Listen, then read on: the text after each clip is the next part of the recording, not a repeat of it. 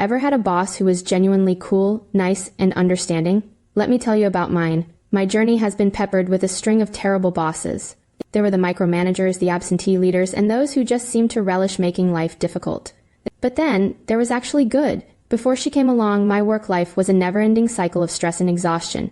My previous boss had an uncanny ability to take advantage of my work ethic and my inexperience. Fresh out of school and eager to prove myself, I was an easy target.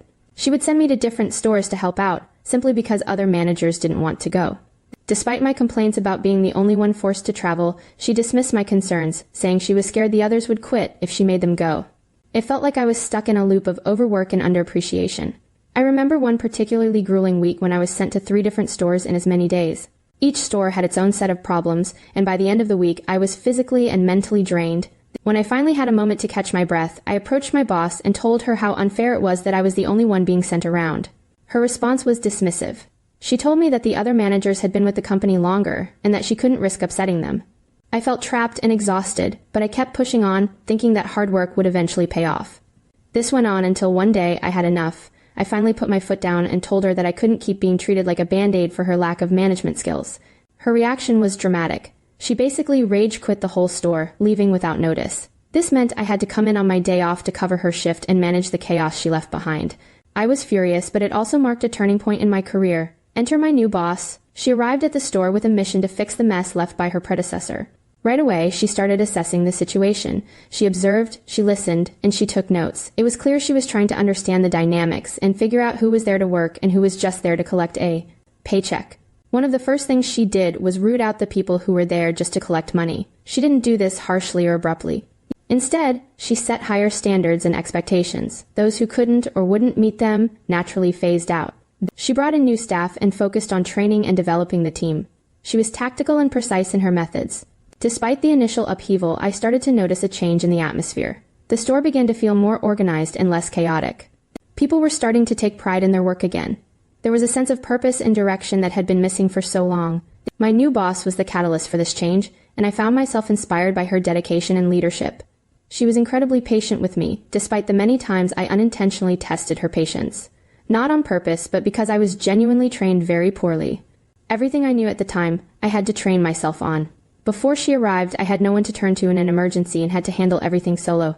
She made it clear, time and again, that she was there to help me, not let me struggle alone. One Friday night, our busiest night, I found myself closing alone due to a staffing shortage. Everyone who could work that night had legitimate reasons to leave early, leaving me solo from 9 p.m. until closing at 11 p.m. I stayed until 3:30 a.m. cleaning the store, but it still wasn't up to my standards, exhausted after almost 16 hours straight. I sent her a message explaining why the store wasn't as clean as it should be, and that I had to leave because I could no longer function properly. I went home and immediately passed out. I woke up an hour before my shift the next day, rushed to get ready, and arrived at work, still exhausted. She was waiting for me in the office. My anxiety kicked in, and I feared I was in trouble. Instead, she was concerned. Of course, she was frustrated with the situation, but her main concern was my well-being and the state of my overworked team. She told me that these situations were what she was there for, and that I should have called her. Over time, I started to see who she really was. She was always willing to help, at least talk us through problems if she couldn't come in herself. She brainstormed solutions with me, set high standards but was patient and understood I was trying. She pushed me to keep going and trying new things until I found what worked. She listened to my frustrations, and while she didn't always fix things for me, she helped me find ways to solve them myself. There was another instance that really showcased her character. One of our regular customers had a medical emergency in the store. Panic spread quickly among the staff, but my boss remained calm and took charge of the situation. She coordinated with the paramedics, comforted the customer, and managed to keep the rest of the store running smoothly. Her ability to handle crises with such grace and efficiency was inspiring. Her patience with me seemed endless. She never got frustrated with my mistakes or lack of knowledge. Instead, she saw them as opportunities for growth and learning. I remember one day I made a significant error in an inventory order. I was mortified and expected a reprimand. Instead, she sat down with me, reviewed the mistake, and explained how to avoid it in the future. She turned it into a teaching moment, which was incredibly empowering. She also had a knack for seeing potential in people. One of my colleagues was struggling with their performance. They were on the verge of quitting, feeling overwhelmed and inadequate. My boss took them under her wing, providing extra training and encouragement. Within a few months, that colleague became one of our top performers. It was a testament to her ability to bring out the best in people.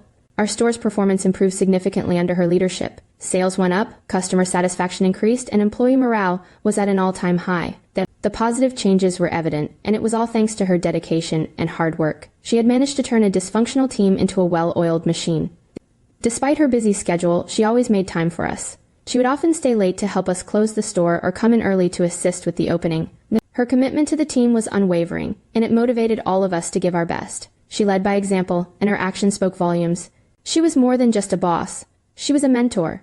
She taught me valuable lessons about leadership, teamwork, and resilience. Her guidance helped me grow both professionally and personally. I became more confident in my abilities and started to take on more responsibilities. She believed in me when I didn't believe in myself, and that made all the difference. One of the most memorable moments was during a particularly challenging period. We were short-staffed, sales were down, and tensions were high. It felt like everything was falling apart. One evening, after a long and exhausting day, she called for a team meeting. We all gathered in the back room, expecting another round of stress-inducing instructions. Instead, she surprised us with pizza and drinks. She told us to take a break, relax, and enjoy the meal. She acknowledged the hard work we had been putting in and expressed her gratitude.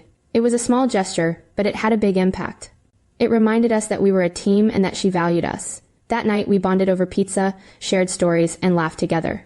It was a turning point that helped us recharge and refocus. Her leadership style was a blend of firmness and compassion. She had high expectations, but she also provided the support and resources needed to meet those expectations. She wasn't afraid to make tough decisions, but she always considered the impact on her team. Her approach created a balance that fostered growth and development.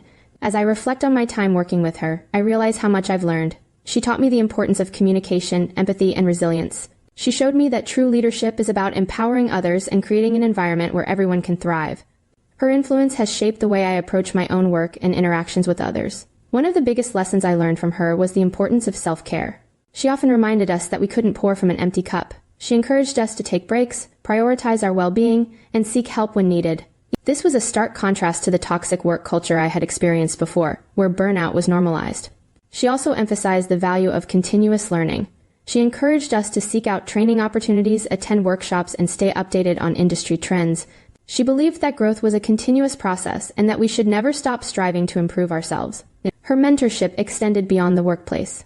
She took an interest in our personal lives and supported us through challenges. When one of my colleagues went through a difficult time, she was there to offer support and guidance. Her kindness and empathy made a lasting impact on all of us. Eventually, she moved on to manage a new store. Her departure was bittersweet. We were happy for her new opportunity, but saddened to see her go. She left behind a legacy of excellence and a team that was stronger and more cohesive than ever. I genuinely hope she is doing well at her new store. All I can do is try to fill the shoes she left for me. As I continue my career, I carry with me the lessons and values she instilled in me. She was more than just a boss. She was a great leader and a role model. Her impact on my life and career is immeasurable, and I am grateful for the time I spent working under her guidance. Looking back, I realize how rare it is to find a boss who genuinely cares about their team's well-being and growth. She set a standard for leadership